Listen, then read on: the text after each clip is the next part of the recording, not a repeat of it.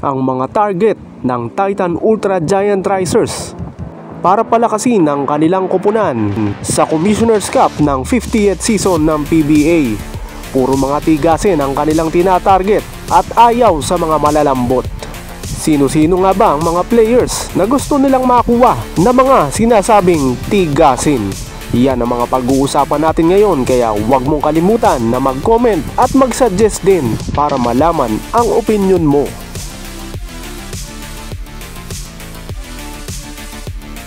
Ang bagong koponan sa PBA na Titan Ultra Giant Risers ay gustong magpalakas ng kanilang koponan sa second conference ng PBA 50th season dahil masasabing trial lamang ang kanilang first conference, which is yung All Filipino Cup, dahil masasabing na fully absorb lamang nila ang kanilang koponan na Titan Ultra Giant Risers mula sa binili nilang prangkisa na Northport Batang Pier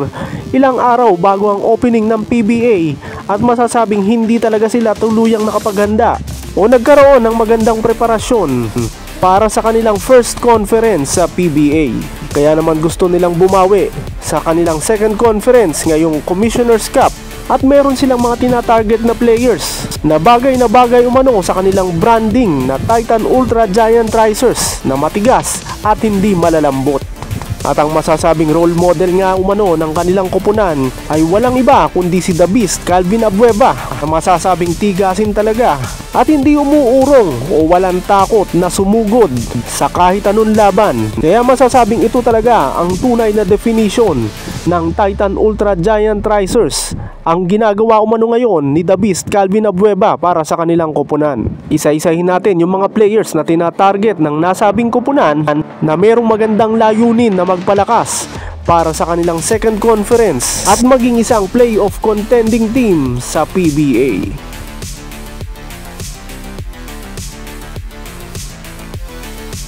Isa umano sa mga tinatarget ng Titan Ultra Giant Risers na makuha nila sa paparating na Commissioner's Cup ay ang gwardiya mula sa Northport Batang Pier na si John Amores. Halos walang magiging problema sa PBA playing rights nitong si John Amores para sa Titan Ultra Giant Risers dahil kasama ito sa package ng nabili nila ang Northport Batang Pier ilang araw bago ang opening ng PBA. Maaari umanong aregluhin ng Titan Ultra Giant Risers ang PBA o ang indefinite ban na ipinataw sa kanya ng PBA matapos ang isang out of the court incident kung saan nasangkot nga itong si John Amores sa isang pamamaril nung nakaraang taon sa kanilang bayan sa Laguna. At pagkalipas nga ng isang taon ay naayos na ang nasabing kaso at na-dismiss na umano yun, at wala na nga umanong criminal liability itong si John Amores tungkol sa nasabing kaso. Ang pinakamalaking problema na kinakaharap ngayon ni John Amores ay kung papaano niya maibabalik ang kanyang athlete's license mula sa Games and Amusement Board o GAB para muli siyang makapaglaro professionally sa kahit anong liga dito sa Pilipinas, partikular na sa PBA, dahil ito ang huling liga na pinaglaruan itong si John Amores. Malaking bagay umano ayon sa Titan Ultra Giant Risers Management kung makukuha nilang muli itong si John Amores, dahil maaasahan nila ito pagdating sa depensa, at katulad nga ni Calvin Abueva ay hindi sumusuko, pero yung kanyang mga off the court problems ay hindi naman umano kasama sa dahilan kung bakit nila ito gustong kuhanin para sa PBA team nila na Titan Ultra Giant Risers. Ang gusto nga umano nila dito kay John Amores ay yung karakter niya sa loob ng court na hindi umuurong, lalo na pagdating sa depensa, at maaasahan din umano nila pagdating sa opensa.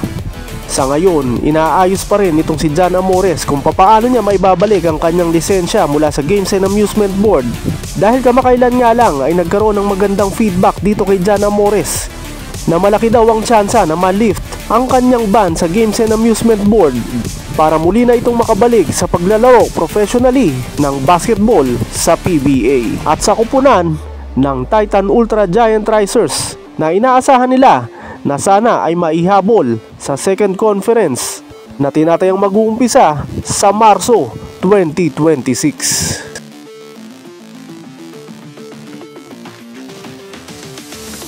Isa rin naman sa tinatarget ng Titan Ultra Giant Risers para sa kanilang second conference sa Commissioner's Cup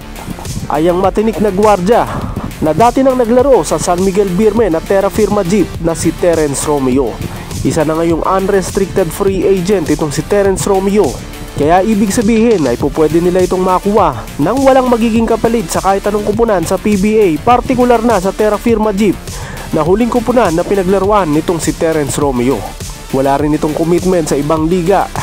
kahit na sa MPBL, at ang huling pinaglaruan nito ay ang Melmac 3x3 sa ginanap na Manila Challenger para sa 3x3 dito sa Pilipinas. Napapabalita naman ngayon na muli itong magsusuot ng Gilas jersey, yun nga lang para sa 3x3 competition para sa Southeast Asian Games ngayong December. Kaya kung kukuhanin nga ito ng Titan Ultra Giant Racers para sa second conference na Commissioner's Cup, ay hindi naman ito magiging conflict dahil nakatakda pa ngang magumpisa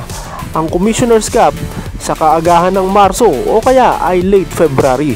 Malaki ang may tutulong nitong si Terence Romeo sa kupunan ng Titan Ultra Giant Racers dahil katulad din ni Calvin Abueva ay wala itong takot sumalaksak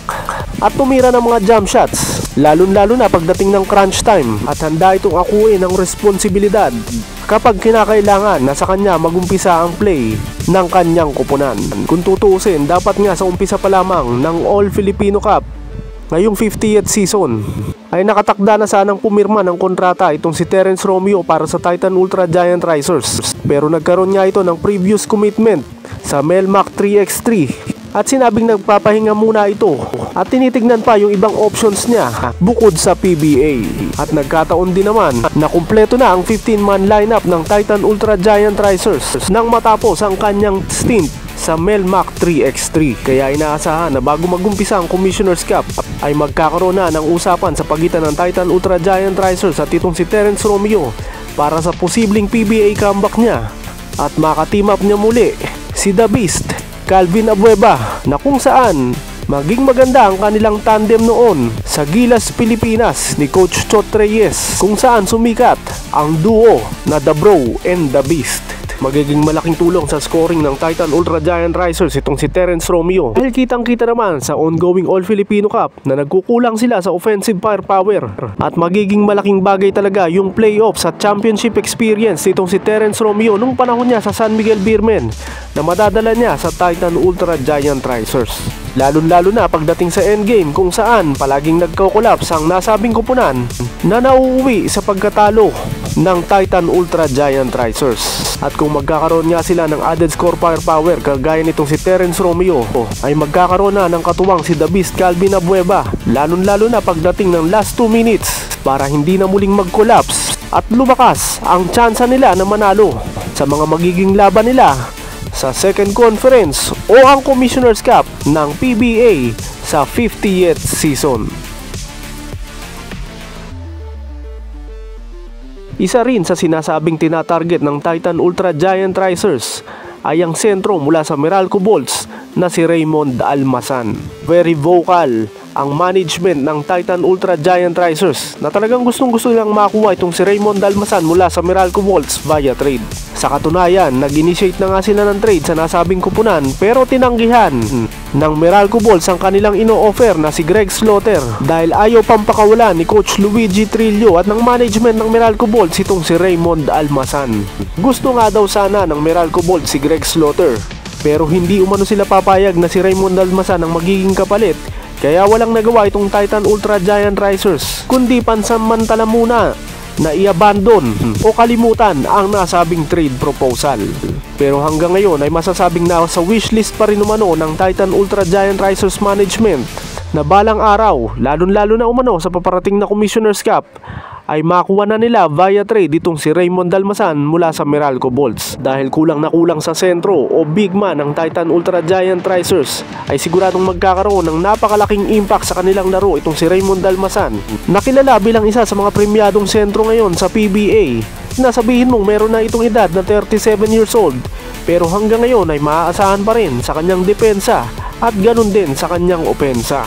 At kahit nasabihin mong patpatin yan o hindi kalakihan ng katawan, pero masasabing tigasin naman at hindi basta-basta natitibag pagdating sa kanyang depensa, lalo na sa low post. Masasabing isa ito sa mga players minsan ang nakapag-contain o nakapag-limit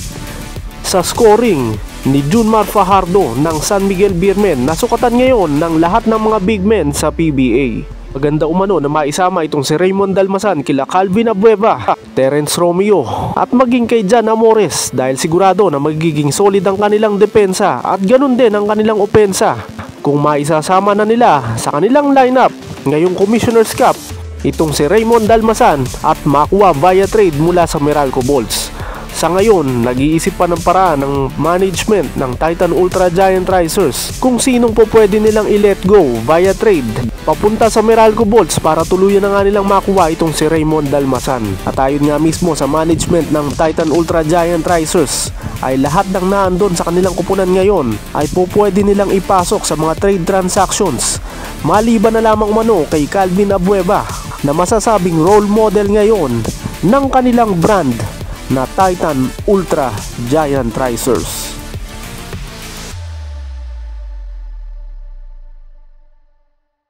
Isa rin sa tinatarget ng Titan Ultra Giant Racers ay ang dating PBA player at kasalukuyan ngayong naglalaro sa MPBL para sa Pangasinan Heatwaves na si The Muscle Man, Vic Manuel. Gustong gusto lang makuha ng Titan Ultra Giant Racers itong si Vic Manuel dahil nagkukulang nga sila sa big man at kahit nasabihin mo nga na undersize yan para sa power forward ay dinadaan naman ito sa kanyang lakas ng katawan at tigas ng upper body strength para sa kanyang mga post moves at ganun din sa kanyang post defense. At isa pa sa mga naiisip ng Titan Ultra Giant Racers ay muling magkasama sila The Beast Calvin Abueva at ito nga si The Muscle Man Vic Manuel sa isang kupunan at yun nga ay posibleng mangyari sa second conference sa Titan Ultra Giant Racers. Kahit na umano 38 years old na itong si Vic Manuel ay naandun pa rin yung kanyang tikas at tigas sa laro na kanyang pinapatunayan hanggang ngayon sa MPBL para sa Pangasinan Heatwaves na nakapasok na sa North Division Finals ng nasabing liga at sinasabing hinihintay na lamang umano ng Titan Ultra Giant Racers na matapos ang kanyang MPBL commitment at saka nila o-offeran itong si Vic Manuel ng kontrata sa kanyang napipintong PBA comeback sa Titan Ultra Giant Racers. Posible pa ngang maihabol nila ito kung papasok sila sa quarterfinals dahil posibleng matapos ang kanyang magiging stint sa Pangasinan Heatwaves kung hindi sila aabot ng National Finals ay baka hanggang katapusan na lamang ng November. At sakto na meron pang natitira na 3 games sa elimination round ng All Filipino Cup ang Titan Ultra Giant Racers, kaya posible na ngayon pa lamang All Filipino Cup ay magkaroon na ng katuparan ang PBA comeback nitong si The Muscle Man Vic Manuel at makasamang muli sa iisang kupunan si The Beast Calvin Abueva. Sinasabing number 1 request din umano ni Calvin Abueva mula sa Titan Ultra Giant Racers na i-consider ang kanyang dating partner sa Alaska Aces na si Vic Manuel dahil na rin sa kakulangan nila ng big man mula center position hanggang sa power forward position kung saan inaasahan itong si Vic Manuel na mag-fill ng void sa nasabing stretch 4 hanggang power forward position ng Titan Ultra Giant Racers. Kagaya rin nila Raymond Dalmasan at Terence Romeo, veteran leadership at championship experience ang madadala nitong si Vic Manuel sa mga batang players ng Titan Ultra Giant Racers para pagdating nga umano ng second conference ay maging isang legitimate playoff contending team na ang bagong koponan na Titan Ultra Giant Racers.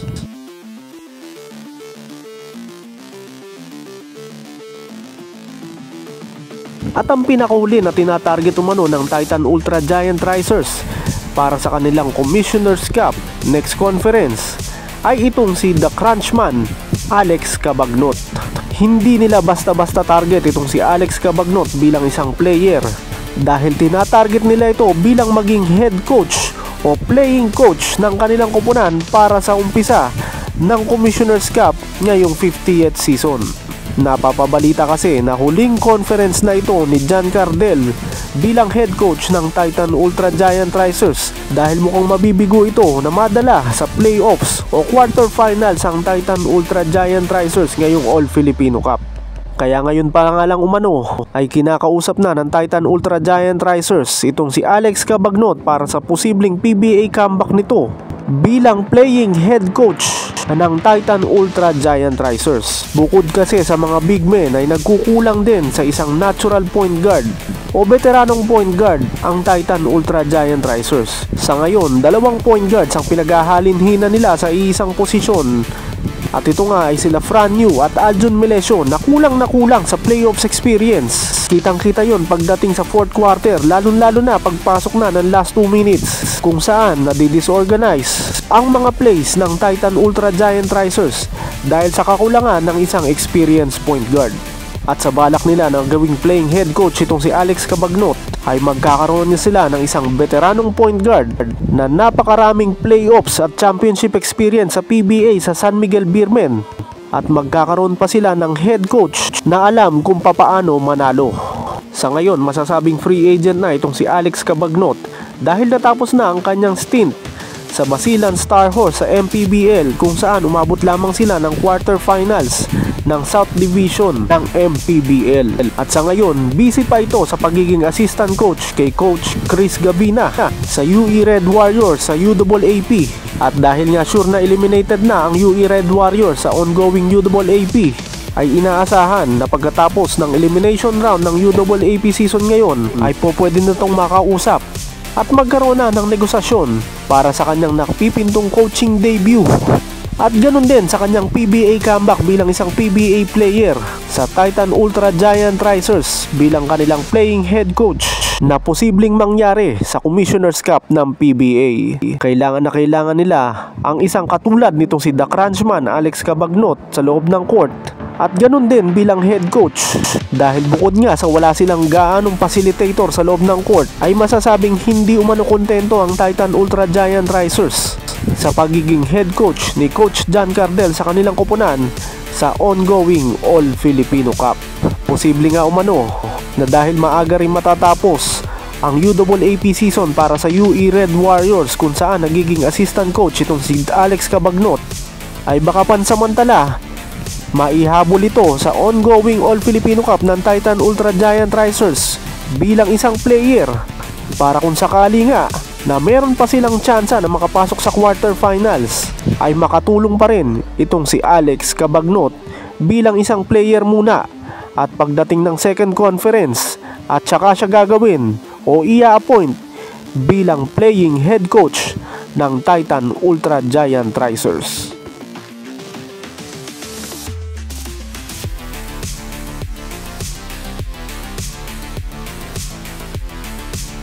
Anong opinion mo dito sa mga tinatarget ng Titan Ultra Giant Risers na mga players na sinasabing bubuo sa kanilang lineup na gagawin para sa Commissioner's Cup ng PBA ngayong 50th season? Sila yung mga sinasabing tigasin at hindi lalambot-lambot